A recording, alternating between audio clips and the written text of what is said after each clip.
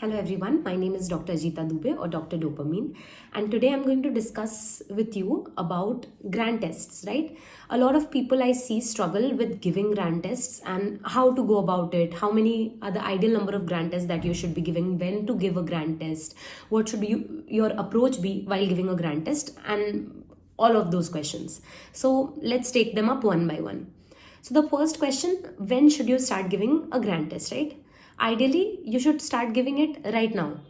Like, it does not matter what stage of preparation you are in, whether you are fully prepared, whether you think you're 50% prepared, 100%, 90, 40, any stage of preparation, it does not matter, because a grand test is not supposed to be given when you're perfectly ready to give a test. Because in our sense of understanding, we will never be truly ready for the exam. Even one day before the exam, you'll not feel completely ready to give the exam, right? So a grand test should be given at different stages of your preparation. And I think even if you are partially prepared right now, if you give a grand test and then you continue your preparation and that score improves, it will act as a good booster for you and a nice incentive to see that score improve, right? So give it right now. It does not matter what stage of preparation you are in, give it right now. Okay.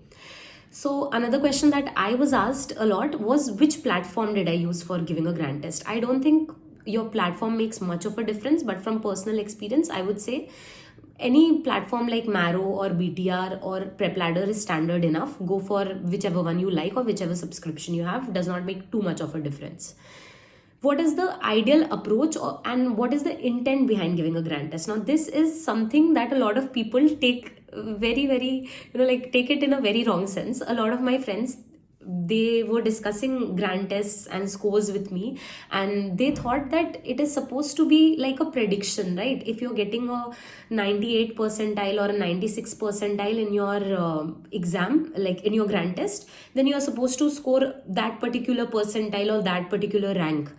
It is not at all like that. The last grand test that I gave before INICT November 2025, I got a 65% accuracy and I think a 76 or 77 percentile grand test score, right?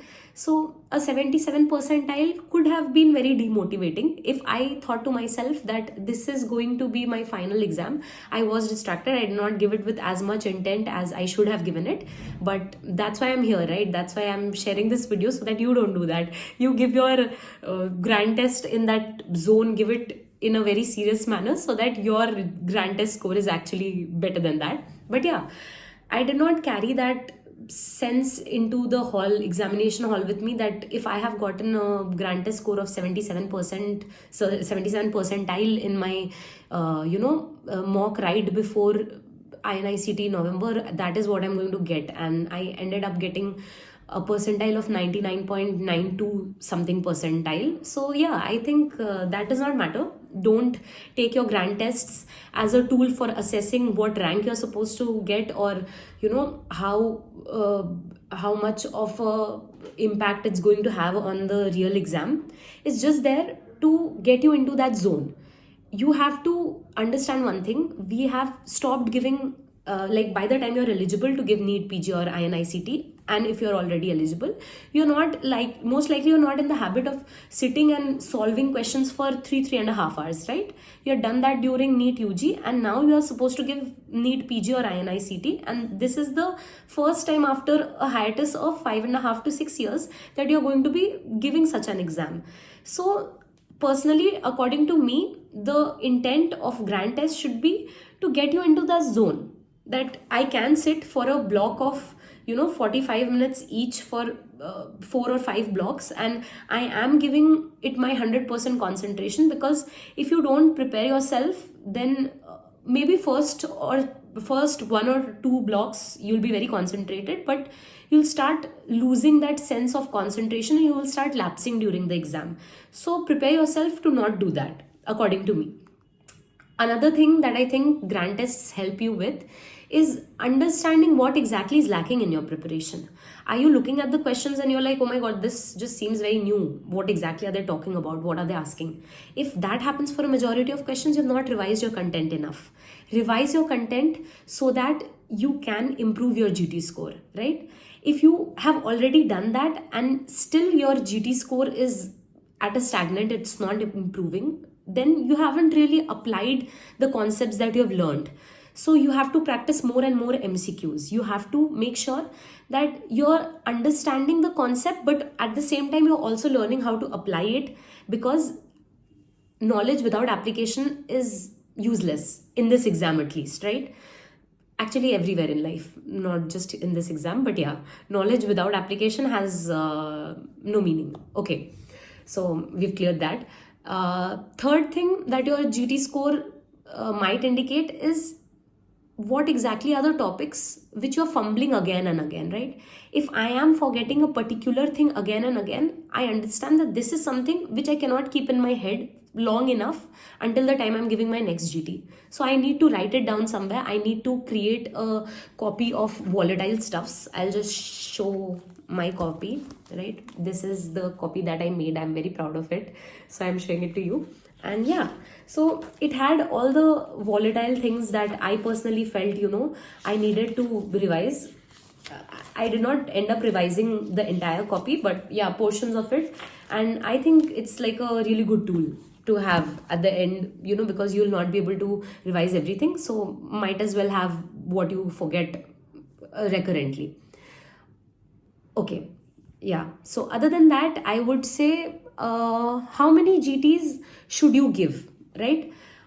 Ideally, there is no number. You can give, I think, twice a month is very good, like a very good GT frequency. If you ask me personally, in my entire MBBS life, from first year to, like the day I gave INICT November, I have given, and I did not start giving GTs in first year, but like if I have to take, okay, one day randomly I was sitting in third year and I saw that this particular exam is active, let me just sit for a GT. I gave it half-heartedly. If I have to count that GT also, then I gave a total of 17 GTs, right? It's a very, very small number. You will hear this propaganda that you have to give so and so number of GTs and only then will you be able to crack a certain exam. And this personal story is not to demotivate you from giving GTs in any manner. This is just to tell you that there is no one size fits all for any person, like for any exam, right? I definitely did not give as many GTs as I would have liked giving. If asked, I would definitely say that I could have given more GTs, I could have been better with my time, made more judicious use. But I would also say that rather than giving too many GTs and not analyzing them, not like going back to it again and overwhelming yourself with the number of GTs that you're giving, it's best if you give one GT, analyze it, right? Make sure that you are skipping through the questions that you've gotten correct, so that you know that yes, it's not like something that was just a fluke. It was definitely a concept that and you're good with. Move ahead. Then look at the questions that you got incorrect and analyze them. Why exactly did you get them wrong, right? How can you make sure that you don't get them wrong in the future? Were there previous year topics involved?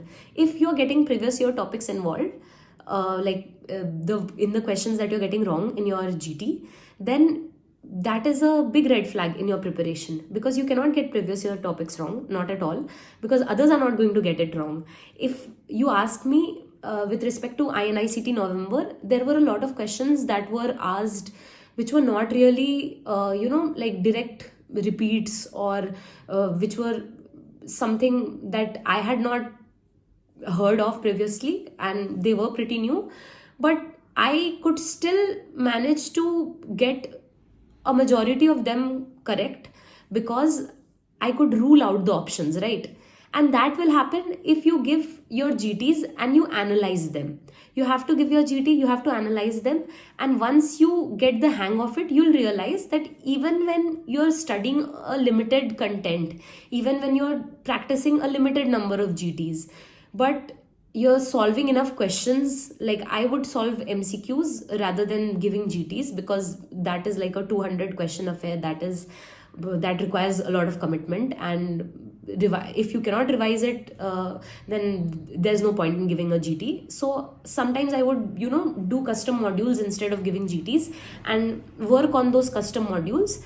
and make sure that whatever topics are important, I am seeing those topics and I am, analyzing them, so that once you're faced with new questions in the exam, you can even tackle those, right? So I think I deviated also because, yeah, that's how I speak. I deviate from one topic to the other, but I guess all in all, none of it was wasteful. It was something that I think will give you insights into how to go about your grand test slash custom module slash QBank preparation. And if you have any questions, do let me know in the comment section. And if you like this video, share it with your friends, and you can let me know that in the comments as well. Thank you so much. Bye bye.